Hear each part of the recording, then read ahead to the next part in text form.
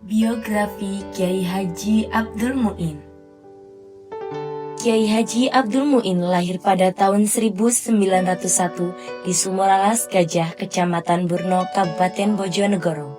Sejak kecil, beliau sudah menunjukkan minat yang besar terhadap ilmu agama.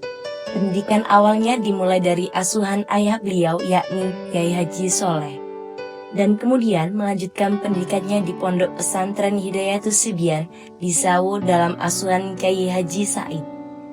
Setelah selesai menimba ilmu di Pondok Pesantren Hidayatus Sibian, beliau melanjutkan pendidikannya di Pondok Pesantren Langitan dalam asuhan Kiai Haji Abdul Hadi.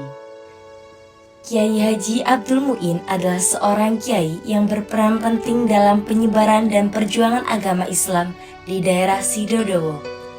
Sebagai seorang pendatang, beliau mendapatkan banyak dukungan dari masyarakat setempat, termasuk dari Haji Nur Sam yang pernah belajar di pondok pesantren milik ayah Kiai Haji Abdul Muin. Atas jasa-jasanya, Kiai Haji Abdul Muin diberikan tanah wakaf pribadi serta dibangunkan sebuah bangunan pondok dan musola sebagai tempat sekaligus wadah untuk orang-orang dalam belajar ilmu agama. Pada tahun 1945, Kiai Haji Abdul Muin mendirikan Masjid Baitul Qirom yang menjadi salah satu pusat kegiatan keagamaan di daerah tersebut. Beberapa tahun kemudian, pada tahun 1952, beliau mendirikan Pondok Pesantren Tambiul Ghafalah yang terus berkembang dan menjadi salah satu lembaga pendidikan Islam di Sidodowo.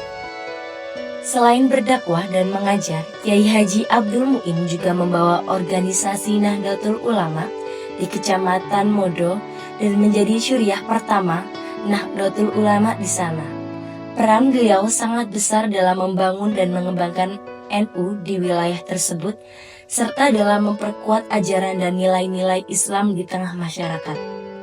Kiai Haji Abdul Muin dikenal sebagai sosok yang berdedikasi tinggi dalam perjuangan agama dan pendidikan Islam.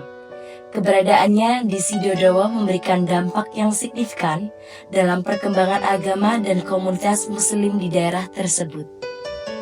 Kiai Haji Abdul Muin wafat pada tahun 1984 di usia 83 tahun dan dimakamkan di Kedung Sogo, Sidodowo Modo, Lamongan. Warisan beliau dalam bidang agama dan pendidikan Islam tetap hidup dan terus memberi inspirasi bagi generasi penerus. Semangat dan dedikasinya menjadi teladan bagi kita semua dalam menjaga dan mengembangkan nilai-nilai Islam di tengah masyarakat.